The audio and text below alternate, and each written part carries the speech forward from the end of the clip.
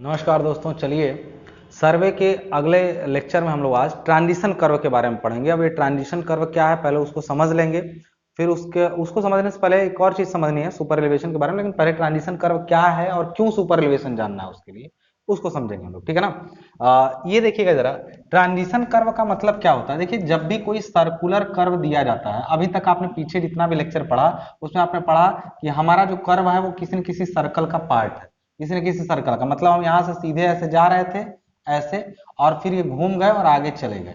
ऐसे ही तो हम लोग कर रहे थे ना, कोई गाड़ी से हम आए और फिर यहाँ से ऐसे कर्व पर घूमे और फिर चले गए, यही चीज ना। तो ये कर्व आपका कौन सा कर्व है? ये आपका सर्कुलर कर्व है। बात समझ रही ना? कभी भी ऐसा कर्व देखे होते हुए? एक चीज जान लीजिए, जब भी कोई सर्कुलर कर्व रहता है ना, तो उसके दोनों किनारों पर, यहां से और इस किनारे पर कोई ना कोई ऐसे ट्रांजिशन कर्व जरूर रहता है, ऐसे जो कर्व को असल में ये आकृति देता है। ये ऐसे जाएगा, ऐसे ध्यान समझिएगा, ऐसे जाएगा, फिर इसको इससे ऐसे मिलाएगा। मतलब ये समझिएगा, असल में कर्व ऐसा ऐसा सर्कल ना होके असल में कर्व ऐसे बनता है। कर्व कैसे बनता है ध्यान समझिएगा, कर्व जो है आपका वो ऐसे बनता है, ठीक है। तो हमेशा ध्यान रखिएगा, जब भी कोई सर्कुलर कर्व रहेगा, ये पोर्शन देखिए सर्कुलर का था, और यहाँ पर ये जो कर्व एक और बना ऐसे करके, ये कर्व, इसमें ये कर्व जो ये पोर्शन है वो कर्व कहा जाएगा आपका ट्रांजिशन कर्व। ट्रांजिशन कर्व, दो ट्रांजिशन कर्व बनेंगे, एक ये भी बनेगा, ये भी लेंथ जो है आपकी यहाँ से यहाँ तक वाली, ये दोनों ही क्या है, अगर ध्यान से देखेंगे तो ये दोनों ही पोर्शन जो आपके हैं वो किसके हैं? ट्रांजिशन कर्व के। ट्रांजिशन कर्व के, ध्यान समझिएगा, अभी बहुत जरूरी चीजें आपको समझनी इसमें। ये दोनों ट्रांजिशन, और बीच का ये जो पोर्शन आपका है, ये जो पोर्शन आपका है वो किसका पोर्शन है? वो है सर्कुलर कर्व का पोर्शन। सर्कुलर कर्व, कोई भी कर्व जब बनता है ना, चाहे वो वर्टिकल हो, हॉरिजेंटल हो, कोई भी हो, उसके एक सर्कुलर पोर्शन के अगल बगल ट्रांजिशन पोर्शन होते जरूर है। ट्रांजिशन का मतलब हिंदी में होता है संक्रमण वक्र, और संक्रमण का मतलब होता है बदलाव, कंटिन्यूअस चेंज आपका जो होता है उसको संक्रमण कहते हैं। अब देखिए, जब भी ये चीज का ध्यान रखिएगा, जित ट्रांजिशन का मतलब जनरल मैंने बोला आपसे सिंपली, इसमें ये होता है चेंजिंग, यानी इसको ट्रांजिशन शब्द का कहीं भी ट्रांजिशन आप देखें तो जब कहीं पर भी ग्रेजुअल चेंजिंग होती है, ग्रेजुअल चेंजिंग तो उसको बोलते हैं हम लोग, ग्रेजुअल मतलब होता है धीरे धीरे क्रमागत बदलाव किसी चीज में हो रहा हो तो उसको ट्रांजिशन कहते हैं। ट्रांजिशन, जैसे भारत का किसी क्षेत्र में ट्रांजिशनल एज चल रहा है, लाइक अगर इंडिया में हम लोग देखें तो लगातार हम लोग डेवलपमेंट की रास्ते पर है, तो हम लोग क्या है, ट्रांजिशनल एरा चल रहा है हम लोग के डेवलपमेंट का। डेवलपमेंट मतलब एक दिशा से विकासशील से लेकर के विकसित की तरफ अगर हम लोग बढ़ रहे हैं तो इसका मतलब हमें ट्रांजिशनल चेंजिंग आ रही है, ठीक है ना। तो ट्रांजिशन शब्द का जनरल मतलब आया। देखिए, अचानक से अगर आप सीधे जा रहे हैं और अचानक से कर्व पर चले जाएं तो प्रॉब्लम होगी। तो अगर देखिए, क्योंकि सीधी लाइन का जो रेडियस होता है, सीधी लाइन है कोई, अगर ऐसे कोई सीधी लाइन है तो इसका कोई रेडियस होगा? रेडियस होगा इनफाइनाइट, जो कभी नहीं मुड़ता है उसका रेडियस क्या होता है? इनफाइनाइट होता है। तो ये चीज का ध्यान रखिएगा हमेशा कि जो ट्रांजिशन कर्व होता है उसका शुरुआत में जो रेडियस होता है ना वो इनफाइनाइट होता है, और फिर वो रेडियस घटते घटते आर, यानी देखिए सर्कुलर कर्व का रेडियस अगर आर है तो ये रेडियस में धीरे धीरे चेंजिंग करते करते इसके रेडियस के बराबर हो जाता है। यानी ट्रांजिशन कर्व का स्टार्टिंग पर रेडियस इनफाइनाइट होता है, जबकि जब वो सर्कल से जुड़ता है, किस सर्कल से? सर्कुलर कर्व से, तो उसका रेडियस इस पॉइंट पर जाकर के आर हो जाता है। यानी संक्रमण वक्र वह वक्र है जिसकी, जो दोनों किसी भी वृत्ताकार वक्र के किनारों पर दिया जाता है, जिसकी त्रिज्या अनंत से बदलते हुए धीरे धीरे आर के बराबर हो जाती है। R means radius of circular curve के बराबर हो जाती है, ठीक है ना। तो वो एक क्रमागत बदलाव लाता है, दिशा में भी क्रमागत बदलाव लाता है, और साथ साथ वो वायुत्थान, यानी एक चीज बताइएगा, आपने पढ़ा होगा कर्व के बारे में, ध्यान समझिएगा कि जब भी कोई गाड़ी ऐसे कर्व पर घूमती है, सपोज ये कर्व पर ये गाड़ी घूमा, तो ये वाला हिस्सा जो ऐसे आपने गाड़ी लेके आप ऐसे जाएंगे ना इधर की तरफ, तो हमेशा जानते रहिएगा कर्व का बाहरी सिरा उठा दिया जाता है। मतलब अगर आपकी गाड़ी ऐसे जा रही, कर्व पर अगर इधर घूमना है, इसको सपोज गाड़ी को ऐसे जाके ऐसे घूमना है, तो गाड़ी ऐसे सीधे जाएगी और फिर ऐसे उठना शुरू होगा, ये वाला किनारा इसका उठेगा, उठ करके ऐसे घूम जाएगा। आप गाड़ियों पर जब भी जाएंगे तो ऐसे सीधे ना जाके ऐसे हल्का सा उठता है, जिधर की तरफ मुड़ना है उसके विपरीत आउटर साइड में, आउटर साइड में ये वाला नॉर्मल से ऐसे ऊपर उठा रहेगा, नॉर्मल से ऊपर उठा रहेगा। तो ये उठान जो होती है, जैसे सड़क आपकी देखिए, ये सड़क बिल्कुल सीधी थी पहले, ठीक है ना, ध्यान समझिएगा, ये सड़क जो है आपकी पहले बिल्कुल क्या थी, ऐसे सीधी थी, गाड़ी इस पर ऐसे आ रही थी। जब ये गाड़ी ऐसे देखिए फ्रंट से देख रहे हैं हम लोग, इस पर ऐसे व्हीकल आपका आ रहा था, ऐसे इस टाइप से आपका व्हीकल इस पर आ रहा था, ध्यान समझिएगा, इस टाइप से व्हीकल आ रहा, तो गाड़ी बिल्कुल, गाड़ी का जो गुरुत्व केंद्र है इसके वेट का डब्लू, ये यहाँ कहाँ काम कर रहा है, नीचे की तरफ काम कर रहा है। ये जो इसका डब्लू है वो नीचे, ये मत सोचिएगा गाड़ी इस डायरेक्शन में जा रही है, ये आगे आ रही है। इसमें यहाँ पर देखिए, यहाँ पर ऐसे ऐसे यहाँ पर ड्राइवर बैठा है ऐसे, और गाड़ी आपकी तरफ आगे आ रही है, मतलब ये इसके दो पहिए हैं, पीछे आपकी पूरी क्या है, गाड़ी है, ये आपकी बस है, समझिए इस टाइप से। चौड़ाई इसकी बस की दिख रही है, लंबाई पीछे है, ठीक है ना, ये आगे आ रहा है। तो ये आगे आते समय कोई दिक्कत नहीं, क्यों, क्योंकि डब्लू नीचे काम कर रहा है। तो ये जान लीजिएगा, कोई भी चीज स्टेबल तभी रहती है जिस सड़क पे वो चल रही है उसके ठीक परपेंडिकुलर उसका लाइन ऑफ एक्शन हो। लेकिन जब ये कर्व पर जाता है, वेट वेट वेट, जब ये कर्व पर जाएगा तो किसी भी गाड़ी को अगर ऐसे ऐसे घुमाव दिया जाए ना, तो इस पर बाहर की तरफ एक अपकेंद्र बल, या हिंदी नाम मैं भूल रहा हूं इसका, सेंट्रीफ्यूगल होगा, सेंट्रीफ्यूगल फोर्स काम करता है, सेंट्रीफ्यूगल फोर्स, या सेंट्रीफ्यूगल का मतलब अभिकेंद्र या अपकेंद्र में से कोई एक है, अब मुझे थोड़ा सा भूल रहा है, ये इतना क्लियर है कि सेंट्रीफ्यूगल बोलते हैं बाहर वाले को। अब बाहर वाले को हिंदी में या तो अपकेंद्र बोलते होंगे या तो अभिकेंद्र बोलते होंगे, I am not sure about that, देख लीजिएगा आप। तो एक चीज जान लीजिएगा, बाहर की तरफ सेंट्रीफ्यूगल लगा आपका, तो ये सेंट्रीफ्यूगल इधर लगा, किसी बॉडी पर जब दो बल, एक बाहर की तरफ काम कर रहे हैं, एक नीचे की तरफ काम कर रहे हैं, तो हमेशा ध्यान रखिएगा इनका रिजल्टेंट कहीं ऐसे जाएगा, इनका रिजल्टेंट कहीं ऐसे जाएगा कि नहीं जाएगा। तो कहेंगे कि असल में गाड़ी को इधर ले जाने वाला जो रिजल्टेंट है वो, अब देखिए गाड़ी किधर जाने का प्रयास करेगी, बाहर। तो जब भी आप गाड़ी को किसी कर्व पर ले जाते हैं और मोड़ते हैं, उस पर बाहर की तरफ एक बल काम करता है, तो इसी चक्कर में झटके से मोड़ने में कुछ लोग पलट जाते हैं। झटके से जब मोड़ते हैं तो कुछ लोग पलट जाते हैं बाहर, मतलब कर्व पर ले गए, ऐसे अंदर घुमा दी, अब पलट गए बाहर की तरफ। इसका रीजन क्या होता है, वो बाहर की तरफ लगने वाला जो सेंट्रीफ्यूगल फोर्स है उसको आपने न्यूट्रलाइज तो किया नहीं, तो कैसे हम करें उसको न्यूट्रलाइज। देखिए हमेशा जब भी किसी चीज का लोड है ना, आप भी तभी सीधे खड़े हैं जब आपका लोड आपके पैरों के बीच में, आप झुकेंगे उतना ही एक तक जब तक कि लोड आपके पैरों के बीच में बना रहे, बात समझ।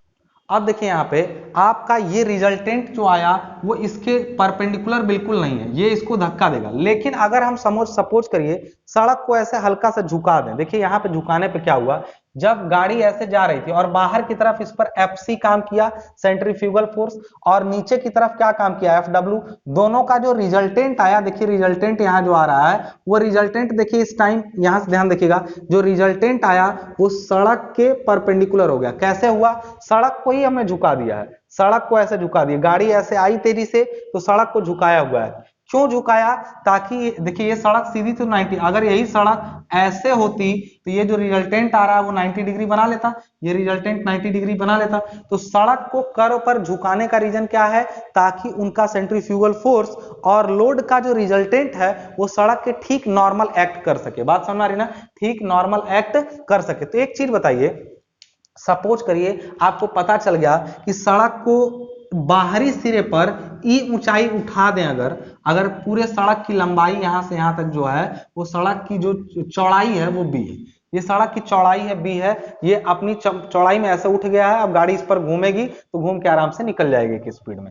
ध्यान देने वाली बात यहां पर यह है दोस्त कि जो सड़क की चौड़ाई बी है और इसका ये ई है, उसके बीच में जो एंगल है थीटा है, तो अगर गाड़ी झुकेगी तो वो देखिए ये अपने वर्टिकल से भी एंगल, अच्छा इसको ले आइए, गाड़ी को ऐसे झुकाइए तो ये इस पर आके मिल जाएगा और ये नीचे आ जाएगा, दैट मींस ये एंगल भी थीटा होगा और ये एंगल भी थीटा होगा। मैथमेटिकली प्रूफ भी कर सकते हैं but it is not required here, आपको समझना है। अगर आप सड़क को ऐसे थीटा उठाएंगे तो रिजल्टेंट, अगर गाड़ी स्टेबल है तो उनके रिजल्टेंट का एंगल भी वर्टिकल से क्या होगा, थीटा होगा, दैट मींस ये होगा, बात समझ आ रही ना। ये रिजल्टेंट ऐसा क्यों गया है, देखिए आप जानते हैं कि किसी पॉइंट पर अगर एक बल ऐसे लग रहा हो ऊपर, दूसरा बल ऐसे सामने, तो इनका परिणामी यानी रिजल्टेंट जो होता है वो उनको बना के एक चतुर्भुज यानी पैरेललोग्राम यानी समांतर चतुर्भुज के इंटरसेक्शन माने विकर्ण के द्वारा प्रदर्शित किया जा सकता है। ये पढ़े हैं। तो देखिए ये असल में एक चतुर्भुज हमने कंप्लीट किया, उसके विकर्ण द्वारा रिजल्टेंट को प्रदर्शित किया गया है और रिजल्टेंट सड़क से 90 डिग्री पर है, इस समय स्टेबल कंडीशन है।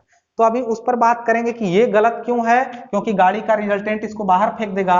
इस टाइम देखिए गाड़ी का दबाव सीधे रोड पर काम करेगा, इसका रिजल्टेंट सीधे रोड पर काम करेगा, तो ये स्टेबल पोजीशन है। तो ये गड़बड़ पोजीशन है, इसको नहीं हम लोग बात कर रहे हैं, इसके बारे में बात ही नहीं कर रहे हम लोग, इस पर छोड़िए। अभी के लिए ये समझिए आप सिंपल सा कि जब गाड़ी पर ऐसे जा रहे होंगे तो सपोज आपको सुपर एलिवेशन जो देना है वो कुछ ऊंचाई देनी है, कुछ ऊंचाई आपको गेन करनी है, तो क्या करेंगे बताइए। ऐसे जाके सड़क पे ऐसे जा रहे हैं, कर्व पर पहुंचे, अचानक सुपर एलिवेशन देकर उठा दिए, पता चले कर्व सड़क ऐसे थी, सड़क जो है आपकी ऐसे थी, आगे कर्व आया तो ऐसे हो गई, ये कभी सही है? अरे धीरे धीरे ना ऐसे उठाते जाएंगे आप। 3D में ऐसे समझिए, सड़क पे आप सीधे गाड़ी चल रहे थे, गाड़ी धीरे धीरे ऐसे उठते उठते उठते उठते ऐसे उठ जाएगी पूरी, यही ना कि अचानक से तुरंत उठा दे। तो ये अचानक नहीं उठा है, जानते हैं। यहां से अगर आप गौर करें इस चीज पर देखिएगा तो ट्रांजिशन पोर्शन में देखिए ध्यान से, यहाँ पे अगर ये सर्कुलर है और ये आपका ट्रांजिशनल पोर्शन, ध्यान समझिएगा, ट्रांजिशनल पोर्शन है, आपको मैं आपको दिखाता हूं इसको नीचे करके, जरा सा ध्यान समझिएगा जरा इसको, पहले आप इसको समझिए फिर मैं ऊपर की चीजें आपको दिखा दूंगा, ठीक है। ये अगर आप यहां समझ रहे हो तो ये ट्रांजिशनल पोर्शन यहां से यहां तक का है ट्रांजिशनल पोर्शन, तो इसमें यहां पर ई जो होगा वो 0 होगा, ई मतलब कोई उठान नहीं होगी बाहर। धीरे धीरे ई यहां पर जा करके पूरा गेन कर लेगा, ई मैक्स यहां जितना ई देना, सपोज आपने कैलकुलेट किया कि बाहरी सतह को 50 सेंटीमीटर उठाने पर काम हो जाएगा, तो बाहरी सतह को 50 सेंटीमीटर अचानक नहीं उठाया जाता है, यहां 0, फिर कुछ देर बाद यहां जाते जाते 50, और यहां से यहां तक 50 क्या रहेगा, मेंटेन रहेगा, फिर यहां 50 से घटते घटते क्या हो जाएगा, 0 हो जाएगा।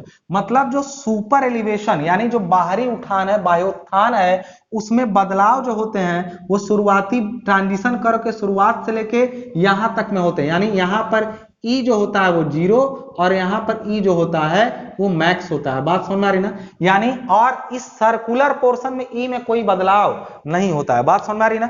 तो संक्रमण वक्र इसलिए भी जरूरी है ताकि ट्रांजिशन पोर्शन में सुपर एलिवेशन में ग्रेजुअल चेंजिंग की जा सके, ये बहुत बड़ा फैक्ट है। तो आई होप समझ में आ गया होगा आपको। तो अब देखते हैं हम लोग, देखिए अगर आपने ये समझ लिया है कि कैसे ट्रांजिशन कर्व वाला हिसाब किताब जो आपका है, जो आपका ट्रांजिशन कर्व वाला हिसाब किताब अगर वो आपने समझ लिया है, तो चलिए देख लेते हैं कि सुपर एलिवेशन क्या होता है और इसकी वैल्यू कितनी रखी जाती है किसी सड़क चौड़ाई के लिए। अब ये तो समझ गए होंगे ट्रांजिशन पोर्शन हर चीज में ग्रेजुअल चेंज लाता है। तो देखिए अगर ग्रेजुअल चेंज में हम पूछे किसी सड़क के लिए ई कितना होना चाहिए, value of super elevation for a specific road for specific speed, तो एक चीज बताइए यहां से अगर समझे तो थीटा बराबर क्या है, tan थीटा अगर हम लोग ले यहाँ पे अगर इसी डायग्राम में, ये तो समझ गए होंगे ना कि ये ई है, ये सड़क की चौड़ाई है और यहाँ पर ये थीटा इस थीटा के बराबर है, तो tan थीटा बराबर जो होगा वो ई बाई बी होगा कि नहीं होगा, ई बाई बी होगा, बिल्कुल होगा। और बराबर यहाँ पर इस चीज का भी ध्यान रखिएगा कि ये जो एफ सी है, एफ सी देखिए अगर इस थीटा की बात करें तो ये दिस बाई दिस होगा, थीटा बराबर देखिए ये लंब है और ये आधार है, यानी दिस एफ सी ही तो नीचे है, देखिए एफ सी को लाइए नीचे तो लिख सकते हैं कि एफ सी अब बटा क्या होगा एफ डब्ल्यू वेट है और एफ सी क्या है, आपका समझ में आ रही बात ना।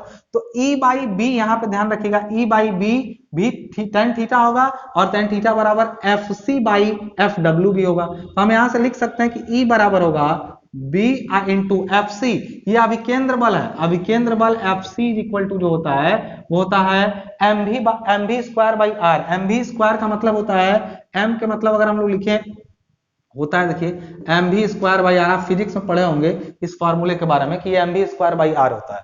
तो हम बी और इसको लिखे M V square by R और एफ डब्ल्यू का वैल्यू जो होता है वो वेट ऑफ व्हीकल है, व्हीकल का वेट क्या है आपका डब्ल्यू है। ध्यान देने वाली बात यहाँ पे कि E is equal to B I into M को अगर हम डब्ल्यू बोले तो जी से गुणा करना पड़ेगा, ऊपर भी नीचे गुणा करिए जी से और नीचे भी गुणा कर दीजिए, तो ऊपर एम जी मिला के डब्ल्यू हो जाएगा weight of vehicle. M vehicle का ये क्या है, एम मतलब व्हीकल पर लगने वाला केंद्र बल जो होता है वो उसके मास एम भी स्क्वायर बाई आर के बराबर होता है। तो अगर यहाँ पर ध्यान रखिएगा ये डब्ल्यू यानी एम में जी से गुणा किए डब्ल्यू हो गया और ये V square by G I into R, और यहाँ पर एक W बचा, क्योंकि G से ऊपर भी गुणा हुआ है नीचे भी हुआ है, तो ऊपर वाला तो G M के साथ मिलकर W बना लिया, नीचे वाला G बचा है। अब ये W से W कैंसिल, यानी E इज इक्वल टू आ गया BV स्क्वायर बाई GR। यानी आप समझ गए कि सुपर एलिवेशन किसी जगह पर कितना दिया जाता है, BV स्क्वायर बाई GR। आपका BV स्क्वायर बाई GR जो होता है वो सुपर एलिवेशन का वैल्यू हो जाएगा। बात समझ में आ रही है ना, ध्यान समझिएगा। अब देखिए यहाँ पे अब आसानी से चीजें आपको समझ में आ जाएंगी, डायग्राम के लिए मैंने जूम कर रखा था, ठीक है। अब अगर आप समझें कि कैसे हुआ, ध्यान से इसको समझ लीजिए। ये बताइए, आप यहाँ भी देखिए, बी मीटर में है और ई आपका किस में है, मीटर में, आर भी मीटर में, जी भी मीटर पर सेकंड स्क्वायर में। लेकिन अगर भी को आप चाहते हैं कि हम किलोमीटर प्रति घंटे में रखें, if v is equal to kmph में अगर v को रखें, यहां जो v है ना वो है मीटर पर सेकंड में, वाहन की गति जो है वो मीटर पर सेकंड में। लेकिन अगर हम उसको किलोमीटर प्रति घंटे में रखना चाहें तो क्या करेंगे, तो सीधे आप रख दीजिए ना, तो E इज इक्वल टू क्या होगा, B। आपका अभी जो भी रख रहे हैं आप kmph में रख रहे हैं, लेकिन फॉर्मूला तो मीटर पर सेकंड में, तो आप उसको बदल लीजिए मीटर पर सेकंड में। तो B इंटू आपकी भी आपने रखा kmph में, इसको 5/18 से आपने गुणा कर दिया। ये देखिए है kmph में, 5/18 करने से मीटर पर सेकंड में चेंज हो गया। BV स्क्वायर बाई आपने G का वैल्यू 9.81 रखा और यहाँ पे R से क्या कर दिया, मल्टीप्लाई कर दिया। समझ में आ रही बात है, GR का वैल्यू ये मीटर पर सेकंड में है, ये kmph में है, लेकिन 5/18 से गुणा करने पे बदल गया है किसमें, ये पूरी तरीके से मीटर पर सेकंड में, क्योंकि फार्मूला मीटर पर सेकंड में रहेगा। आप रख रहे हैं तो फार्मूले में ही 5/18 से हमने गुणा कर दिया। अब E का वैल्यू जो आएगा वो कैसे आएगा, तो आप इसको सॉल्व करेंगे, 5/18 का स्क्वायर नीचे लाएंगे, 9.81 से काटेंगे तो BV स्क्वायर बाई 127 R आ जाएगा। यानी सुपर एलिवेशन के वैल्यू सामान्य कंडीशन में 100 मतलब BV स्क्वायर बाई 127 R होता है। कैसे हुआ है आपको चीजें समझ में आ गई होंगी कि कैसे। अब आपको ये देख गया होगा कि E कहां से हमारा BV स्क्वायर बाई 127 R आया, तो देखिए डेराइवेशन भी हमने करके दिखा दिया। यानी किसी जगह पर, अच्छा ये B क्या है, सड़क की चौड़ाई है। अगर इकाई सड़क चौड़ाई में पूछे तो B को हटा के 1 कर दिया, V square by 127 R 1 metre चौड़ी सड़क पर होगा, इसलिए जितने मीटर होगी उससे गुणा करके उठा देंगे ऊपर। मतलब अगर E का वैल्यू पूछे कि E कितना होगा, नहीं सड़क की बाहरी सतह को, बाहरी किनारे को कितना उठान देना है, तो होता है BV स्क्वायर बाई 127 R। यहाँ E किस में आएगा, ऑब्वियसली मीटर में आएगा। अगर आप इसको सेंटीमीटर में चाहते हैं तो 100 से गुणा करिए तो 1.27 R हो जाएगा। यानी E यहाँ किस में है, मीटर में है। यहाँ V किस में है, क्यों 127, V किस में है, kmph में है। क्यों, क्योंकि kmph में रखिए ना वो अपने आप चेंज कर लेगा। 127 कहां से आया, क्योंकि आपने 5/18 का यूज किया था, ये 9.81, ये अपने आप भी यहाँ रखेंगे आप kmph में, वो मीटर पर सेकंड में अपने आप चेंज हो जाएगा। क्यों, क्योंकि आपने पहले ही उसको चेंज करने के लिए फॉर्मूला ऊपर लगा दिया था। R किस में है, इसमें ये R जो है उसमें मीटर में है। बात समझ रहे हैं, B भी किस में है, मीटर में है। सारा यूनिट और सब इस तरह से आपके आंसर आ जाएंगे कि कहीं पर सुपर एलिवेशन की वैल्यू असल में कितनी रखी जाती है। बात समझ में आ गई। अब देखिए, अगर इस टाइप से इतना ही चौड़ा रेलवे ट्रैक होता तो ट्रेन के लिए अगर आप सीधे ऐसे जा रहे होते, ट्रेन आ रही है और ट्रेन को ऐसे घुमाना होता किसी कर्व पर, तो ट्रेन को घुमाने के लिए ट्रेन की जो चौड़ाई होती है ना पटरियों की, उसको गेज कहते हैं। ट्रेन की पटरियों की चौड़ाई को हम लोग क्या कहते हैं, गेज कहते हैं। तो आपने ये समझ लिया यहां से, तो अब लगे हाथ ये भी समझ लीजिए कि यहां तक का देखिए काम आपका क्लियर हो चुका है, ठीक है ना। ऊपर हमने लिखा फॉर रेलवे ट्रैक, अगर इसी फॉर्मूले को हम लोग लिखें किसके लिए, रेलवे ट्रैक, तो रेलवे ट्रैक के लिए जो हो जाता है वो E का वैल्यू जो होता है वो होता है G यानी gauge, GV square by 127 R। ये किसके लिए है आपका, GV स्क्वायर बाई। अच्छा देखिए, इसका वैल्यू अभी ट्रांसपोर्टेशन इंजीनियरिंग में पढ़ना है, उसका कोड का जो रिकमेंडेशन है वो मैं यहाँ नहीं बता रहा हूँ, सर्वे में केवल सिद्धांत बता रहा हूँ। जो प्रैक्टिकल इसका अप्रोच है वो आपको ट्रांसपोर्टेशन इंजीनियरिंग में मिलेगा, तब आप पढ़ेंगे कि असल में रेलवे ने कितना इसको रेलवे असल में बोला है कि ज्यादा से ज्यादा। अच्छा पता चला, आप ये भी देख रहे हैं कि अगर वेलोसिटी ज्यादा रखनी है तो E ज्यादा रखना पड़ेगा, नहीं समझे। अगर गाड़ी धीरे धीरे घुमाए ना तो बड़ा आराम से घूम जाएगा, वो ज्यादा दिक्कत नहीं। जो लोग तेजी से घुमाते हैं तो जितना तेज आप घुमाना चाहते हैं उतना ही उसको क्या करिए, उठाना पड़ेगा। क्यों? क्योंकि ई का वैल्यू कब ज्यादा हो रहा है, जब भी ज्यादा हो रहा है। भी बढ़ने से ई की वैल्यू क्या हो रही है, ज्यादा हो जा रही है। तेज गति से गाड़ी को घुमाने के लिए ज्यादा ई की जरूरत पड़ेगी, इस चीज का हमेशा ध्यान रखिए। तेज गति से गाड़ी को घुमाने के लिए ज्यादा ई की जरूरत पड़ेगी, इस चीज का हमेशा ध्यान रखिए। तो आपने समझ लिया कि ई का वैल्यू क्या होगा, वो जीवी स्क्वायर बाई 127R होगा। और रेलवे के लिए ई का वैल्यू G/10 से ज्यादा नहीं होना चाहिए। ई मैक्स जो होगा, ई मैक्स जो रेलवे के लिए रिकमेंडेशन है, हालांकि ये ट्रांसपोर्टेशन में बताता मैं, लेकिन यहीं पर जान लीजिए कि आपका ई मैक्स यानी मैक्सिमम से मैक्सिमम ये उठान, अगर गेज 1 मीटर है तो ये ज्यादा से ज्यादा 10 सेंटीमीटर हो सकता है, इससे ज्यादा नहीं रखना। क्यों? क्योंकि पता चला आप तो तेज गति से घूम गए, कोई बैलगाड़ी लेके भी तो चल रहा है रोड पर, बैलगाड़ी वाले आएंगे तो पता चला वैसे उनका बैल झुका हुआ है, गाड़ी भी ऐसे पलट गई। तेज गति से जाने वालों के लिए बहुत अच्छा है ज्यादा एलिवेशन, लेकिन जो स्लो गति से गाड़ियां चल रही हैं उनके लिए सुपर एलिवेशन ज्यादा देना बिल्कुल भी सही नहीं है। तो हमेशा ध्यान दीजिएगा, सुपर एलिवेशन जो होता है वो मिक्स ट्रैफिक के लिए दिया जाता है, सबके लिए नहीं दिया जाता है। तो इसको 0.75 टाइम्स, वो मैं ज्यादा नहीं बोलूंगा, अभी ट्रांसपोर्टेशन में उसके बारे में बात करूंगा। इतना जान लीजिए कि हमें बड़ी गाड़ियां, छोटी गाड़ियां, धीमी और तेज, सारी गाड़ियों के बारे में अगर हम लोग बात करके चले तो सुपर एलिवेशन सबको ध्यान में रखते हुए दिया जाता है। इसलिए नहीं कि आपको मौत के कुएं में चला रहे हैं तो एकदम लेटा करके खूब तेजी से घुमा रहे हैं, और बैलगाड़ी वाला कैसे चलेगा उस पर। तो इसलिए सुपर एलिवेशन की एक लिमिट भी निर्धारित है, और वो लिमिट वगैरह के बारे में बात एक्चुअली ट्रांसपोर्टेशन इंजीनियरिंग में होगा। सर्वे में आपको ये समझ में आ गया कि क्या होता है transition curve. Transition curve gradual changing लाता है, और ट्रांजिशन कर्व का रोल आता है किसमें, सुपर एलिवेशन लगाने में। सुपर एलिवेशन में जितना भी बदलाव होता है जीरो से लेकर जहां तक, वो ट्रांजिशन पोर्शन में हो जाता है। सर्कुलर पोर्शन में कांस्टेंट रहता है सुपर एलिवेशन, ई हर जगह सेम रहेगा, और फिर धीरे घटते घटते क्या हो जाएगा, जीरो हो जाएगा। आई होप आपको ट्रांजिशन कर्व का स्टार्टिंग समझ में आ गया। अब ट्रांजिशन कर्व की लंबाई और उसका डिजाइनिंग के बारे में बात अगले लेक्चर में करेंगे। तब तक के लिए धन्यवाद।